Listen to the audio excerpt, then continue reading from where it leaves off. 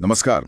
आज हम string metaverse limited के स्टॉक पर बात कर रहे हैं। हमारे पास ये 16 जून 2025 की एक ताज़ा रिपोर्ट है और इसमें जो कहानी दिख रही है वो थोड़ी दिलचस्प है।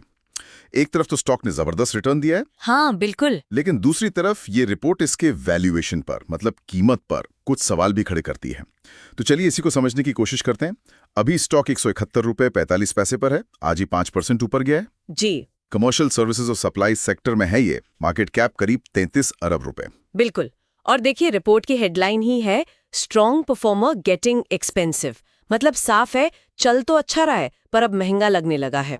अच्छा। ट्रेंड लाइन का जो डीवीएम स्कोर है वो इसे समझने में काफी मदद करता है। डी मतलब ड्यूरेबिलिटी यानी कंपनी की मजबूती, वो 80 है, बहुत अच्छा स्कोर है ये। ठीक है, बुनियाद मजबूत है। हाँ, लेकिन वी यानी वैल्यूएशन वो सिर्फ 34 है, मतलब मध्यम, और यही थोड़ी चिंता की बात है। और फिर म है मोमेंटम यानी तेजी, वो 82 है, जो तकनीकी तौर पर बहुत मजबूत माना जाता है।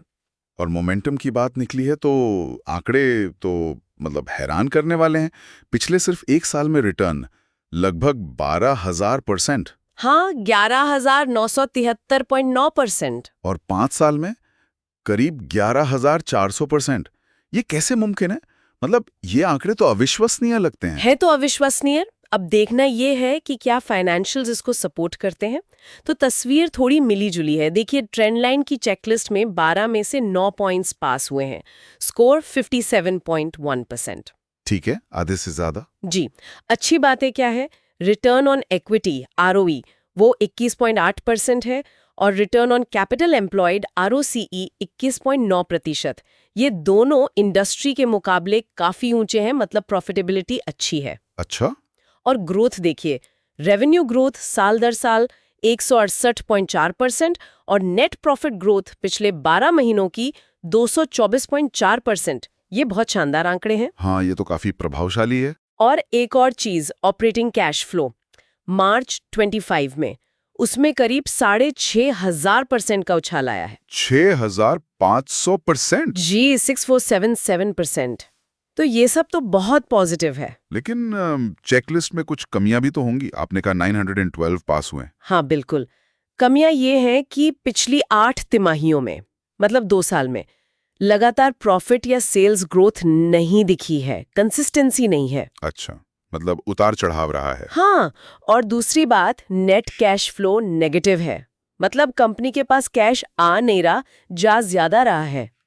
ये उस शानदार ग्रोथ के साथ थोड़ा अजीब लगता है। ये बात सोचने वाली है। और ये हमें वैल्यूएशन पर ले आता है, जहां स्कोर सिर्फ 34 था। बिल्कुल, वैल्यूएशन स्कोर 34 मध्यम है और अपने सेक्टर की दूसरी कंपनियों से कम है। और सबसे दिलचस्प बात जो रिपोर्ट में लिखी है, क्या? कि स्टॉक ने पिछले पूरे समय में 100% टाइम अपने मौजूदा पीई रेशियो जो कि 94.5 है, उससे नीचे ट्रेड किया है। एक मिनट, हमेशा अपने मौजूदा पीई से नीचे रहा है, 94.5 के पीई से। जी हाँ, और रिपोर्ट इसे पीई स्ट्रॉन्ग सेल जोन कहती है। बाप रे, 94.5 का पीई वैसे भी बहुत ज्यादा है। और अगर ये हमेशा इससे सस्ता ही रहा है तो इसका मतलब तो ये हुआ कि ये ऐतिहासिक रूप से अपने सबसे महंगे लेवल पर है। ये तो खतरे की घंटी लगती है। ये निश्चित रूप से एक बहुत बड़ा रेड फ्लैग है।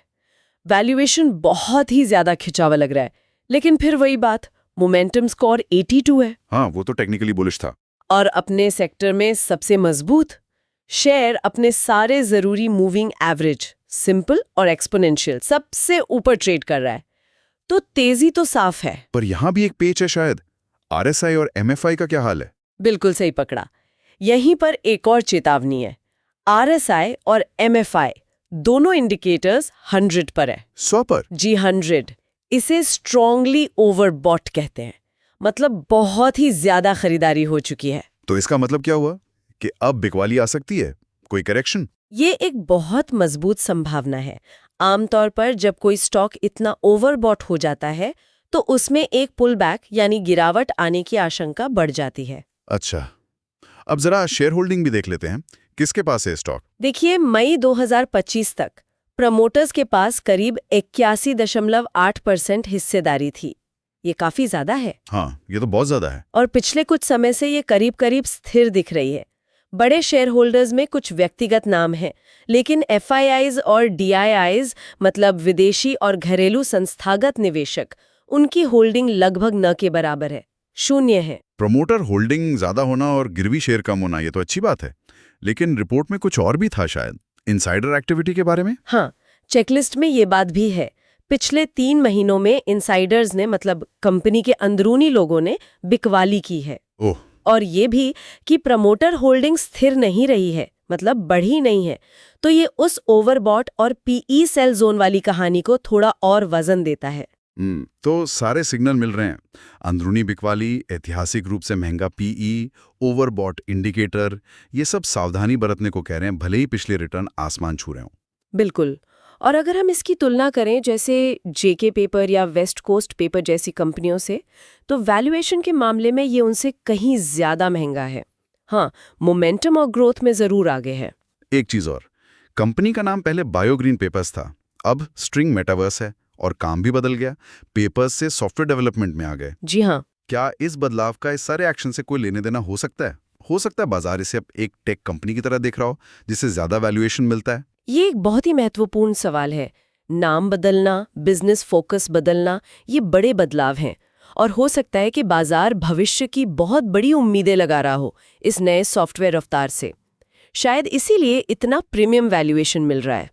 लेकिन क्या वो उम्मीदें हकीकत से ज्यादा हैं? रिपोर्ट के आंकड़े तो कुछ ऐसा ही इशारा कर रहे हैं, खासकर वैल्यूएशन और ये ओवरबॉट स्थिति ये दिखाते हैं कि शायद उम्मीदें कुछ ज्यादा ही आगे निकल गई हैं। तो अगर हम इस पूरी चर्चा को समेटें, स्ट्रिंग मेटावर्स ने रिटर्न तो दिए हैं, मतलब अविश्वसनीय, तकनीकी मोमेंटम भी बहुत स्ट्रांग है, कुछ वित्तीय आंकड़े जैसे ग्रोथ वो भी अच्छे हैं। हाँ, लेकिन वैल्यूएशन बहुत ज्यादा है, स्टॉक ओवरबॉट जोन में है, PE रेशो ऐतिहासिक रूप से सेल सिग्नल दे रहा है, अंदरूनी बिकवाली भी हुई है और फाइनेंशियल ग्रोथ में वो निरंतरता नहीं दिखी। बिल्कुल सही सारांश है। तो अब निवेशकों के सामने सवाल ये है कि क्या ये असाधारण तेजी जारी रहेगी? क्या कंपनी का नया सॉफ्टवेयर बिजनेस इस वैल्यूएशन को सही ठहरा पाएगा, या फिर वैल्यूएशन का दबाव हावी होगा और स्टॉक नीचे आएगा? यही $1 मिलियन सवाल है। ये कहानी अभी पूरी नहीं हुई है, इस पर करीब से नजर रखनी होगी। ये देखना दिलचस्प